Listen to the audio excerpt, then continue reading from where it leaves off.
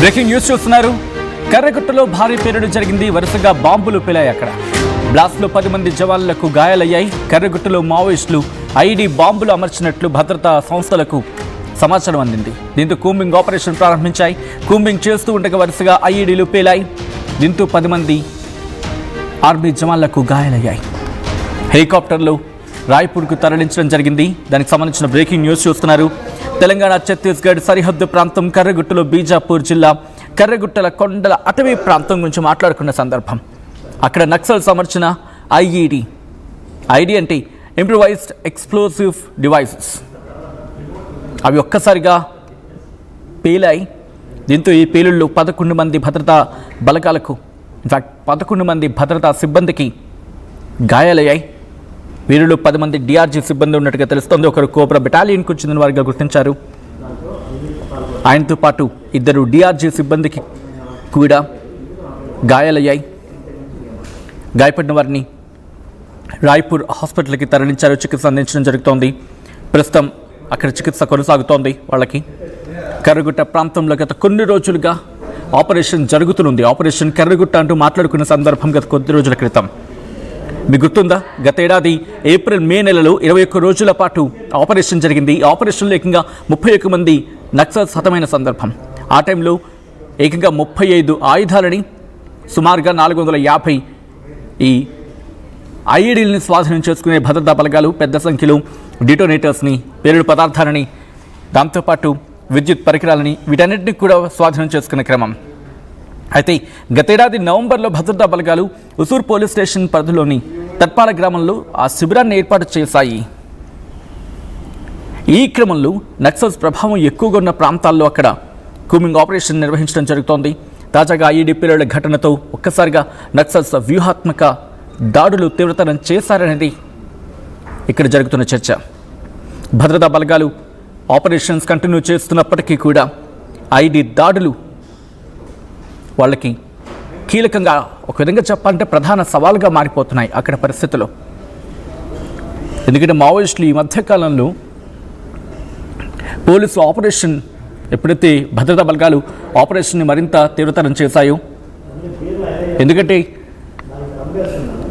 Operation Kagar సందర్భంగా ఈ ఏడాది, మరి ముఖ్యంగా మధ్య ఏడాది కల్లా, మిడిల్ ఆఫ్ ది ఇయర్ కల్లా మావోయిస్టు రహిత భారతదేశాన్ని నిర్మిస్తామని చెప్పి మావోయిస్టు రహిత భారతదేశాన్ని నిర్మిస్తామని కేంద్ర హోంమంత్రిత్వ శాఖ చెబుతూనే ఉంది. ఈ క్రమంలో ఆపరేషన్ కంటిన్యూ చేస్తున్న క్రమంలో నక్సల్స్ కూడా తమ ఉనికిని చాటి చెప్పే ప్రయత్నం చేస్తున్నారు. తాము కూడా ఇవి తగ్గేదే లేదు అన్నట్టుగా వ్యవహరిస్తున్న సందర్భం. డీటెయిల్గా ఇన్ఫర్మేషన్ తెలుసుకుందాం. మా ప్రతినిధి వెంకటరత్నం మరి కాసేపట్లో అందుబాటులోకి వచ్చి అప్డేట్స్ అందించబోతున్నారు. ఆపరేషన్ కర్రగుట్ట గురించి కొద్ది రోజుల క్రితం మాట్లాడుకున్నాం. ఇప్పుడు అదే కర్రగుట్టలో ఇప్పుడు మావోయిస్టులు వాళ్ళ ప్రభావాన్ని చూపించే ప్రయత్నం చేస్తున్నారా? ప్రస్తుతం దీనికి సంబంధించి చర్చ జోరందుకుంటోంది. కూంబింగ్ చేస్తుండగా వరుసగా ఐఈడీలు పేలాయి. ఆ ఐఈడీ బ్లాస్ట్లో భారత జవాన్లకు తీవ్ర గాయాలయ్యాయి. ఆ రిప్రజెంటెడ్ విజువల్స్ మీరు చూడడం జరుగుతుంది. ప్రస్తుతం ఎటువంటి పరిస్థితి ఉందనేది మా ప్రతినిధి వెంకటరత్నం అప్డేట్స్ అందించేందుకు సిద్ధంగా ఉన్నారు. వెంకటరత్నం, ప్రస్తుతం అక్కడ ఇంకా ఆపరేషన్ కంటిన్యూ అవుతుందా? ప్రస్తుతం అక్కడ పరిస్థితి ఏంటి? అయితే సచిన్, ఇప్పటి వరకు ఆపరేషన్ కగర్ లో భాగంగా మొత్తం కర్రగుట్ట అడవుల్ని కూడా జల్లెడబడుతున్నటువంటి నేపథ్యంలో ఇప్పటి వరకు పోలీసు, అంటే కేంద్ర పోలీసు బలగాలు ఇచ్చినటువంటి డెడ్ లైన్ మాత్రం మార్చి 2026 మార్చి వరకు ఉంది. కానీ ఇప్పటి వరకు ఎక్కడ ఏ అవకాశాన్ని కూడా వదిలిపెట్టకుండా ఇప్పటి వరకు కొంతమంది పోలీసులు అదుపులోకి తీసుకుని చాలా మంది లొంగిపోయారు. అయితే ఈ నేపథ్యంలో కర్రగుట్టల లోపల ఎక్కడెక్కడ ఎట్లాంటి పరిస్థితులు ఉన్నాయో ఆ విషయాలు కూడా తెలుసుకునేందుకు భద్రతా బలగాలు కూడా వెళ్తున్నటువంటి నేపథ్యము.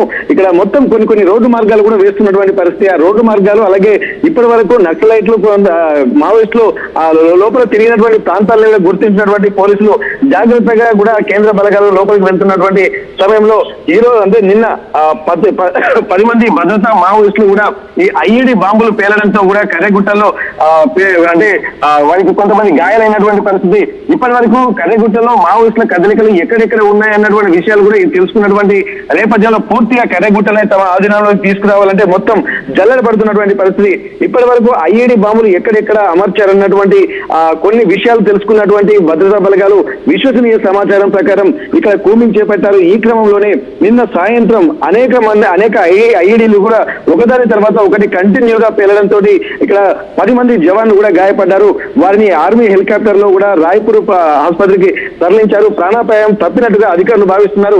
కానీ ప్రస్తుతానికైతే ఇది ఆపరేషన్ మాత్రం కంటిన్యూ అవుతుంది. ఆపరేషన్ కగారు ముగిసినట్టు కూడా అనుకోకూడదు. ఎందుకంటే హిడ్మా ఉన్నాడన్నటువంటి నేపథ్యంలో హిడ్మా లాంటి కొంతమంది సీనియర్ నేతలను కూడా అంటే దాదాపు అక్కడి నుండి అంటే ఎన్కౌంటర్ జరిగినటువంటి నేపథ్యంలో ఆ తర్వాత కూడా దేవా పేరు బయటకు వచ్చింది.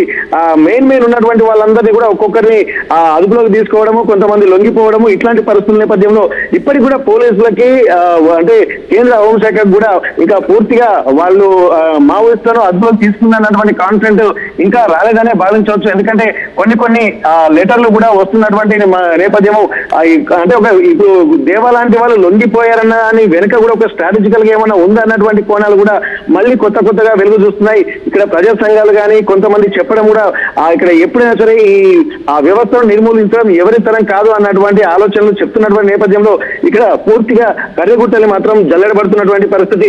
ఇక్కడ నిన్న జరుగుతున్నటువంటి ఇంకా కర్రెగుట్టల ఆపరేషన్ కంటిన్యూ అవుతుందనడానికి కూడా నిన్న భద్రతా బలగాలు వెళ్లడమే ఒక ప్రధాన సాక్షిగా చెప్పుకోవచ్చు.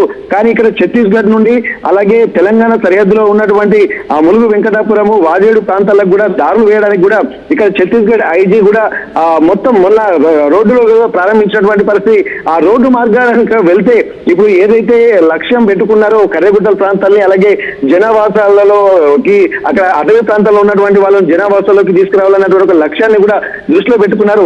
ఆ తర్వాత కర్రెగుట్టలో ఉన్నటువంటి కొంతమంది ఆదివాసులను కూడా ఇప్పటికే మెజారిటీ కుటుంబాలను కూడా బయటికి తీసుకొచ్చి అడవి ప్రాంతాల్లో ఇబ్బందికర పరిస్థితుల్లో ఉండొద్దని చెప్తున్నటువంటి పరిస్థితి కనిపిస్తున్నాయి. కానీ ఇప్పటికీ జల్లెడ పడడంతో పాటు ఆ జనజీవన శ్రవంతిలో కలవాలని చెప్పి మావోయిస్టులకు కూడా కొన్ని సూచనలు చేస్తున్నారు. అసలు పూర్తిగా ఎంతమంది మావోయిస్టులు ఇప్పటి వరకు దాదాపు 95% ఏవో మావోయిస్టులు లేరన్నటువంటి ఒక ఆలోచనలు అయితే కలుగుతున్నాయి.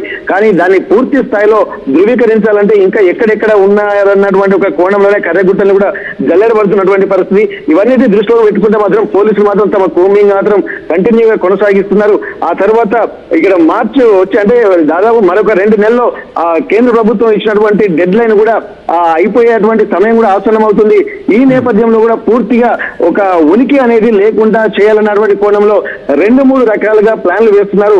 ఒకటేమో జనజీవన శ్రవంతిలో కలిస్తే వాళ్ళకు జీవనోపాధి కల్పించడము, అలాగే ప్రజాస్వామ్యబద్ధంగా ప్రజల్లో ఉండి సమస్యల గురించి పోరాడాలని అవేర్నెస్ తీసుకురావడము, అలాగే కొంతమంది సీనియర్ కేంద్ర కమిటీ సభ్యులు కూడా లొంగిపోయిన నేపథ్యంలో వాళ్లతో కూడా ప్రచారాలు చేయించడము, అడవులలో ఉంటే వచ్చేది లేదు, మారుతున్నటువంటి కాలానికి అనుగుణంగా అందరూ కూడా ప్రజల్లోకి రావాలి, ప్రజల్లోనే తమ సమస్యలు విన్నవించుకోవాలి, ప్రజాస్వామ్యబద్ధంగా పోరాడాలన్నటువంటి విషయాలు కూడా చెప్తుంది.